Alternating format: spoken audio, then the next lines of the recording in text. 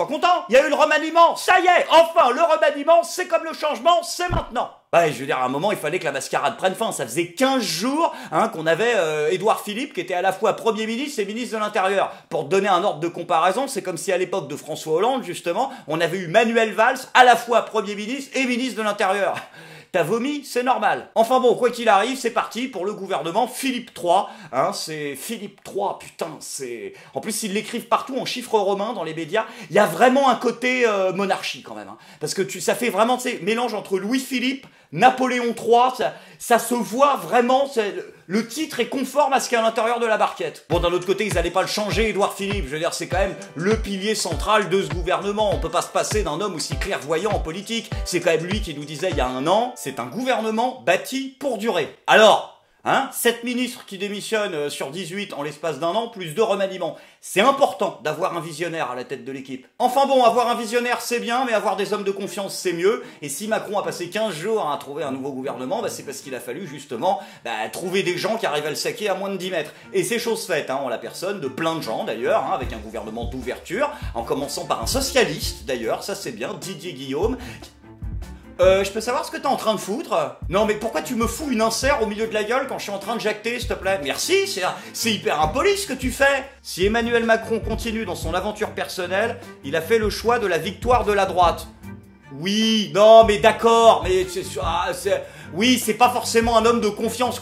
C'est vrai que si l'autre il tourne le dos, il est pas à l'abri de se prendre un couteau dedans. Mais je veux dire, au bout d'un moment, tout le monde a le droit de changer l'opinion. Et puis bon, je veux dire, au bout d'un moment, le mec est ministre de l'Agriculture. Donc c'est pas incohérent de prendre un mec qui a été repêché. Sinon, dans les nouveautés au ministère de la Culture, maintenant, on a Franck Richter qui...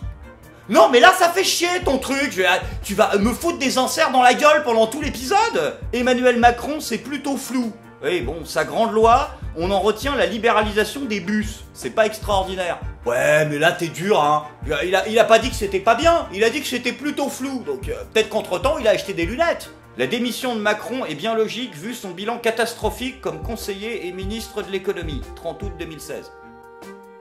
Ouais non, autant pour moi c'est un traître. Et puis je suis désolé, n'en déplaise aux détracteurs d'Emmanuel Macron, le plus important c'est pas la petite personne d'Emmanuel Macron. Emmanuel Macron c'est un président généreux, sa priorité c'est pas la confiance entre lui et ses ministres, sa priorité c'est ce qu'il y a de plus important, la confiance entre l'exécutif et le Parlement. Et c'est donc pour ça qu'il a nommé Marc Fesneau, qui va être maintenant chargé des relations avec le Parlement, et putain!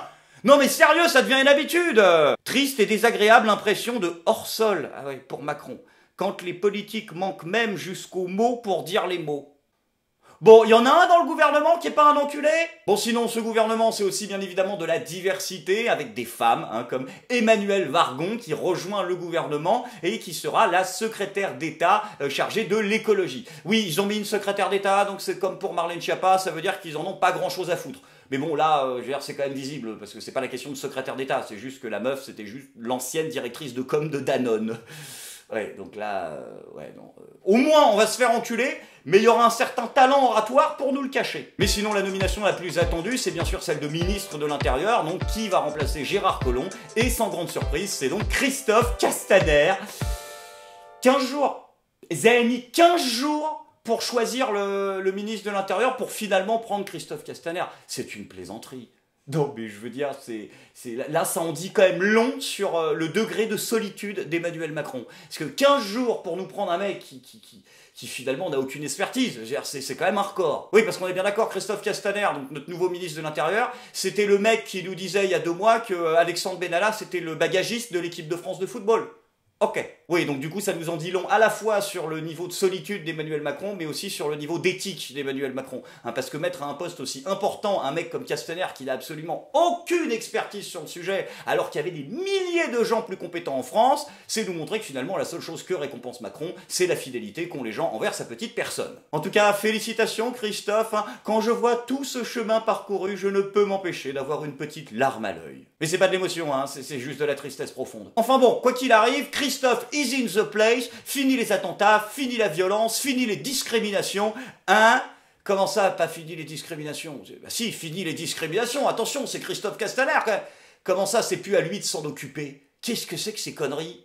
Marlène Schiappa bénéficiera de larges moyens supplémentaires? Ouais, d'accord, mais ça je veux bien.